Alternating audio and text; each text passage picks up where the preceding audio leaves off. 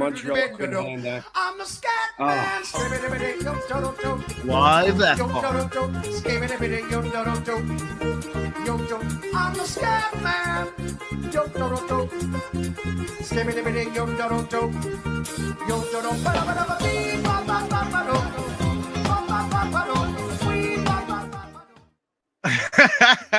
It's just venting frustrations. I can't wait for that to go live on YouTube and like we can see it, and it's just you dropping F-bombs right at the top of the show behind the hit there, the stinger.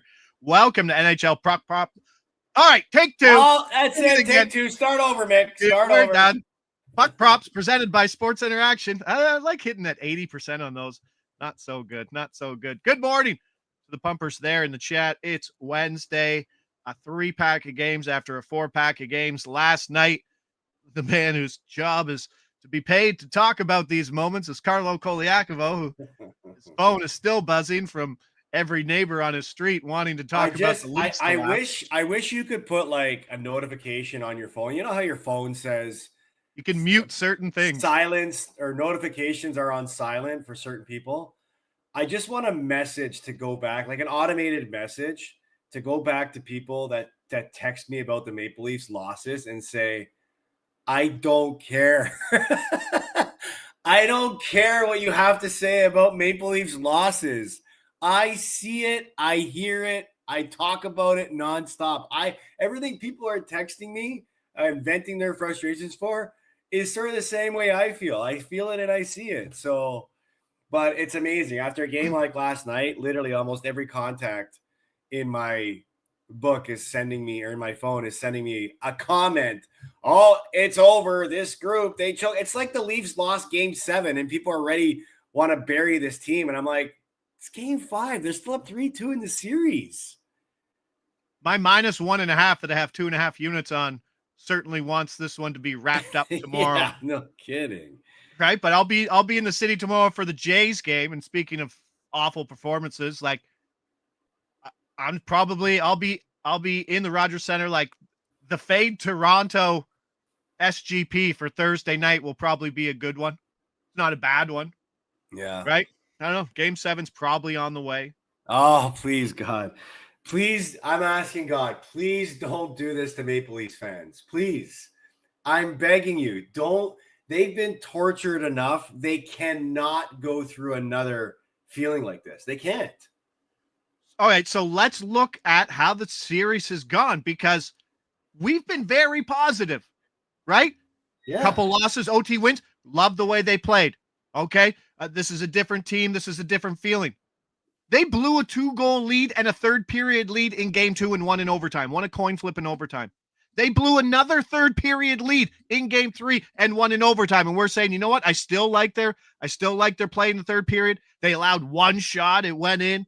Okay, but they blew 2 third-period leads. They played from behind for the entirety of game 4 and lost in overtime. Their last lead was for 11 minutes in game 3. Nothing we've really seen out of this bunch has looked good since game 1. Yeah. If you're a Leafs fan, what positivity do you have to draw on? 34 can't finish. No. He's got nothing in him. I know the Nylander skating back on that 2-on-1. Sure, I get it. But he does that where he's like, are you like, he was like hands up on that pass. He's like, what are you fucking doing? I'm not skating back on that. That was awful.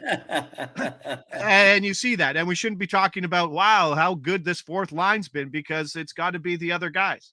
Yeah, what positivity as a Leaf fan can you draw going into game 6? Well, the positivity is that the Leafs have not lost 4 in a row all season. The Leafs have always been a team that has responded after a bad game. And they still have 2 games to win 1. Like, that's the positive in all this. Now, I don't like some of the comments coming out of the game from certain players where they're like, well, you know, it's not supposed to be easy. Well, yeah, everybody knows it's not supposed to be easy, but can it not be easy once? I mean, you're up 3-0 in a series. Why do you have to make it hard? Yeah. Can I not drink 3 beers? Right? Like, I get it. It's not supposed to be easy, but like the frustration that people have is people wanted to move on and build a different narrative with this group and use the word different. And through 4 games, it felt like it. But then when you come out and have a performance like that in another elimination game, now you've opened up the closets to all the ghosts and the demons and the failures of years past. You've allowed them to creep back into the room. And guess what? That just makes you feel even more pressure about winning. How does this team handle pressure? History shows not very good.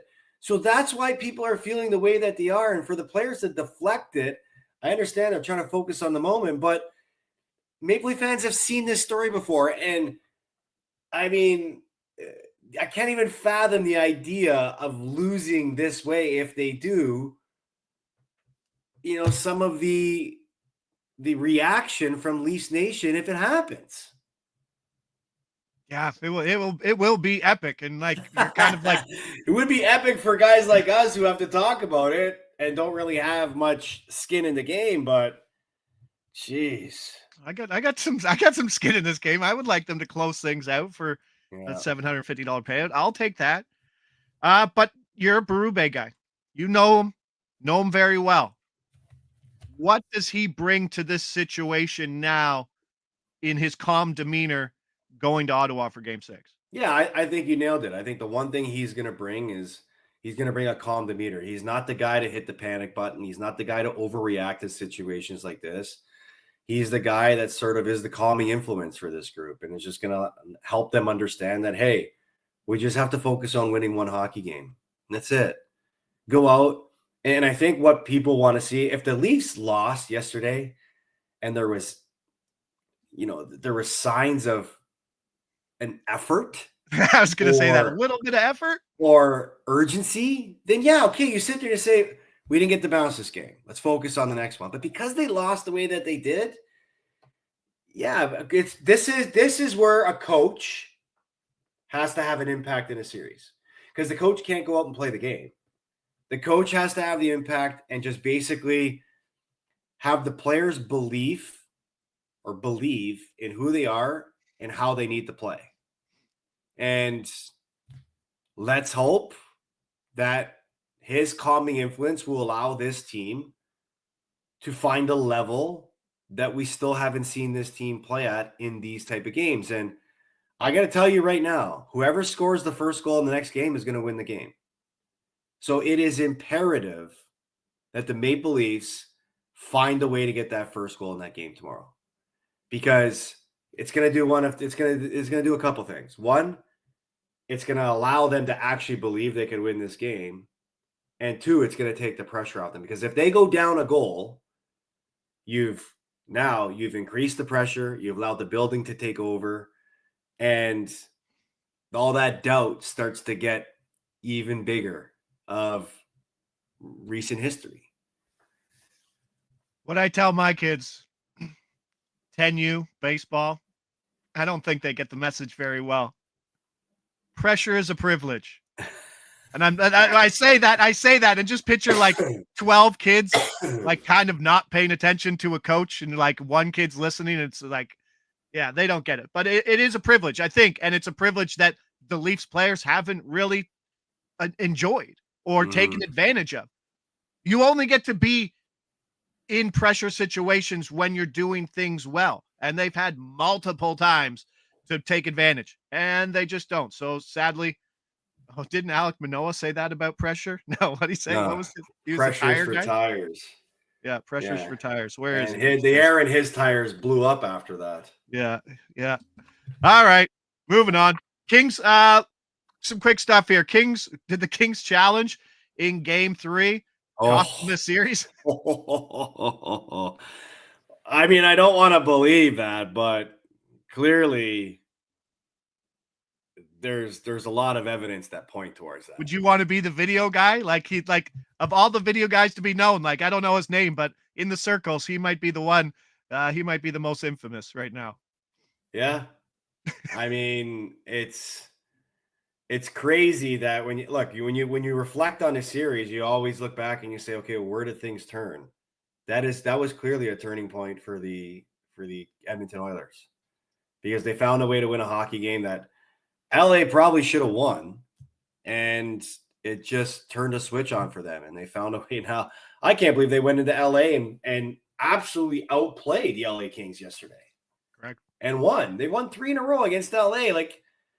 And I know this series isn't over, but credit to Edmonton for finding a way. It's impressive what they've pulled off so far. How about resilience? How about a team and a coach that I don't know if they're a better roster than Toronto. I don't think they are. Carolina goes down 3-0. You're like, oh shit, Comes all the way back. You're like, oh man. You're like, no, let's do this and let's tighten up in OT and let's go get that winner in the second OT. Look at that lid. Look at it's a bad one. He took it off and then you looked at it and your face changed, bud. I just scratched my head. I'm like, oh yeah, put a hat on. Funny side note, I was getting my hair cut the other day, talking to my hair barber. Look at I put my hand there and changed my color. And I'd won some money in betting the last couple nights. And I was checking out the prices of flying to Turkey and getting my lid done.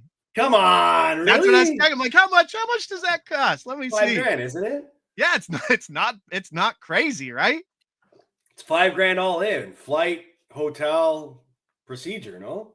Oh, bro, that's like three air conditioners, but that's a way better price. I'll take that. I know. I'm thinking about it. We're thinking about it. The family, Carlo, the family can't laugh at you. You're like, I'm going to shave my head. You're like, don't do that. But then they can't laugh at you because you're going bald. So I got to keep them quiet somehow. So Carolina closes it down. Nyquist, did you see Gustav Nyquist go offside? They could have changed the series with 90 seconds left in the game.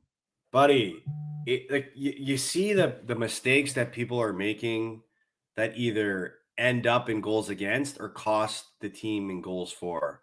It just goes to show you the game of inches in playoffs, right? How the margin of error is so thin that when you make a mistake, it's going to cost you either in the back of your net or in a play like that. And you sit there and you wonder, like, if you're Gustav Nyquist, how do you go offside on that play? Yeah. It's inexcusable. That's a U10 offside, not an NHL playoffs offside. I know. Oh, mid-season acquisition too, right? Probably not making any more friends in that locker room. Minnesota, man.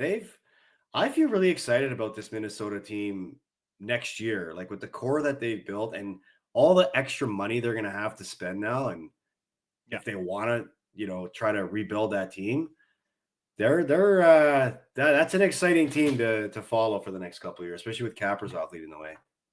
Hey, if you're watching this now, hit that like button, hit the subscribe button, comment, do all those good things. It's the only thing we ask. But Gustafsson left in the game. They said it was like an illness. Probably had to take a dump. That's it. But I don't know. I don't know. It is an interesting thing to keep an eye on going forward. Pavel Dorofeyev also exited in that game. Let's get to the action. Let's get some bets.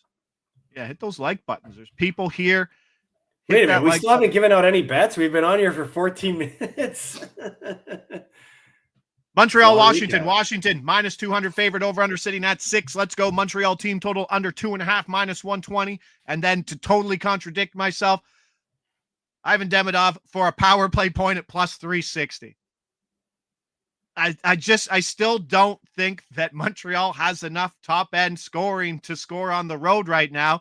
And since the change to Demidov instead of Laine, that power play looks a lot better. Yes, it was at home. I don't think they're going to go 500% down the or 50% down the stretch, but he does look good. He's on the wing. He can certainly create, but do you really give Montreal outside of the power play much chance of scoring on the road again? Yeah, I do. I do. I mean, Tom Wilson changed that series or changed that game in game 4. I think the Habs are going to learn from that. I saw Marty St. Louis in practice yesterday, absolutely laying into his players. And Montreal's got their backs up against the wall. They've found themselves in these type of situations all year, and they've found a way to play a good game and respond. And I think this game's going to be a lot closer than people are probably giving it credit for. And if we've learned anything in the first night of teams facing elimination, they give you a fight. I mean, look at New Jersey yesterday. right? Way to close it out, New Jersey. 3-0. That's tough. Right? That's what And I then mean. 4-3. Yeah. And then lose 5-4. Yeah. Typical. Attaboy, Shell. Montreal scored 5 goals in the 3 losses, so I that's just finding something outside of this power play. That's the reasoning behind the team total under 2.5. But I'll take a Demidov power play point at plus 360. That was peak Bell Center. Those 2 power play goals that they scored in Game 4, absolutely some of the best hockey I've saw on TV. Just crowd noise, everything about it was super exciting. But we'll see. We'll see how Montreal goes. Probably Jakob Dobish, Montembeault still banged up. It's incredible that Logan Thompson is still back in the net. I thought he was done for sure, right? Like I know. And sadly for Montreal, he's still there and he still looks good. Florida, Tampa Bay short home favorite -115, over under sitting at 5.5. All I got for this one because this is going to be a tough game, man. Seth Jones for a point at +110. Yeah. Ekblad's out 2 games. Mikkola will play. I don't know which one was dirtier, honestly. Mikkola. It's clearly Ekblad. You don't think Mikkola's head drive into the board was as dirty? No, I mean, he got a 5-minute major. He served his penalty for doing that in a game, right? I don't think what Mikkola did was a suspendable play. Maybe I think he did get fined for it. Yeah. But what Ekblad did and the fact that it went uncalled. Yeah. I couldn't and believe Ekblad it. ties the game. And then, I mean, it's crazy. You look at guys as villains in the game for the stuff they do, like Tom Wilson, and they end up being difference makers in the game, like Ekblad.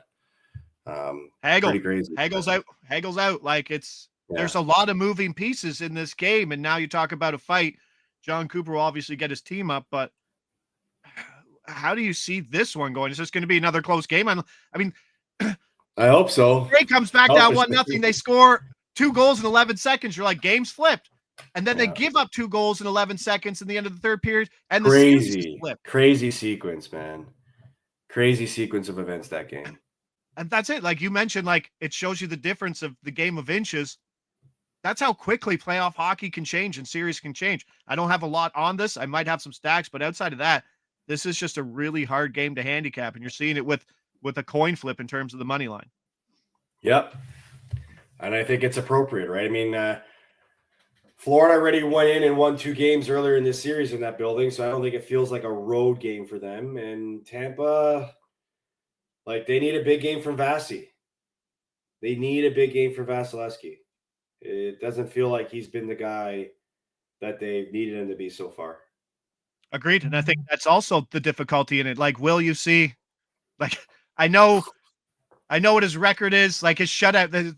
I was waiting for them to be on that brink because you get to hear the Vasilevsky shutout record in elimination games. Yeah.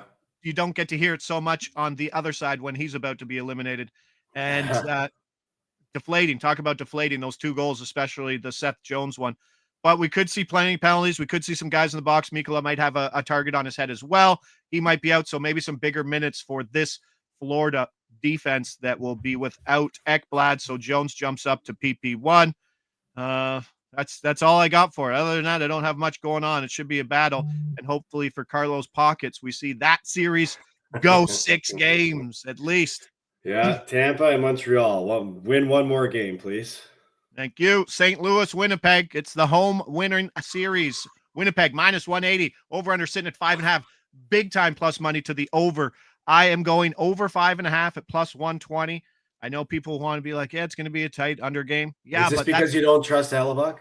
No, that would be part of it, but that's not the final thing, right? That's just one of the pieces. That's the aggregate of it. The other thing is this +120 price tag.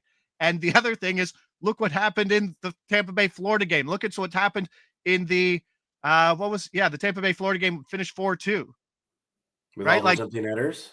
These overs have life right down to the stretch. I don't think an over's done, and I think any over at 5.5 right now in the playoffs at +120 is worth a buy. And then we're going to go IFL and Domestikov and Perfetti stacking that second line +850.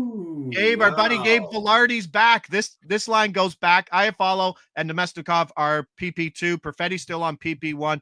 Will be interesting to see how things go Ehlers did skate, but I don't think he's ready for this game. He didn't take part in the actual practice, but Velarde did.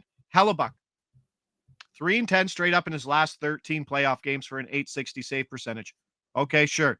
He has just one playoff game in those 13 with a .900 save percentage or better. Wow. 13 games, one game of .900 or better. 56 goals allowed. He's allowed 4+ goals in 10 of those 13 games. It's really hard to believe that we're talking about a guy that is a multiple Vezina Trophy winner and potentially a Hart Trophy winner this year with those type of numbers.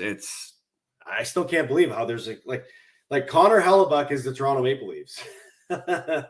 You're like, right. Like great regular season team struggles in the playoffs. Nope, I absolutely believe that.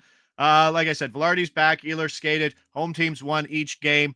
Bennington kind of below average numbers in terms of expected goal save, but he's made some big saves, and that's kind of what his MO is, making big saves in big moments, maybe not being consistently that good. But Hellebuck, the worst goal saved above expected per 60 of all playoff starters. Why is it that? Because Stuart Skinner isn't starting anymore. So of all the starters, he's the worst How about one Calvin right now. Pickard being the hero in Edmonton so far? Crazy. I don't get it. I don't know. I thought the harmonica power would have got them. Bye harmonicas. That was it. Yeah. Well, I want a Game 7 harmonica. I need Game 7. I don't think they're bringing it back for Game 7 after they lost Game 5. That's it. Well, I mean, I think they did it in Game 1. Community center ladies are just they did it because it was a fun thing to do, and then they won. It's like, oh, let's bring them back. Yep. Oh, they won again. Well, let's bring them back. Well, they lost now. Yeah. Hey, is Beatrice there? Yeah, we're gonna go in a different direction for Game 7, ladies. So we do appreciate. Hey, thanks. We're gonna go with trumpets now instead of harmonicas. Yeah. Oh no, you got to bring them back, I think. But no, second line stack over 5.5. It's a tough card, and things are tightening up. I mean, stacks yesterday evened up. I mean, we got the AK line in LA on 1 goal, so those are nice. But in terms of that, just going to be some interesting 3-game hockey slate here. Montreal, Washington. Carlo does think Montreal can put up some goals. I'm on the other side, but I think we can probably agree that Demidov for a power play point at plus 360 is not a bad look. Florida, Tampa Bay is going to be an absolute battle. Looking for more minutes from Seth Jones in the absence of Aaron Ekblad, and then hopefully some goals in a series where expected metrics say that the goaltending hasn't been good at all. Wednesday in the books, pal. We're almost at that point. We get sad, and then it gets the sad point where you're just like, oh, there's 1 game on Tuesday. I know. We got no more weekend. We got no more big weekend slates unless. See you Saturday night in Toronto for Game 7, bud. Please no. Please, God, don't do it. Carlos' phone can't handle it. I want happiness in my life. Oh, Lord. Oh, can't wait for it. All right. Appreciate all you beauties in the chat. Pumpers, thank you so much. NHL Puck Props presented by Sports Interaction. I'm Josh Ingles. He's Carlo Colaiacovo. Back tomorrow, 10 a.m. Have a day. Let's go. Ciao.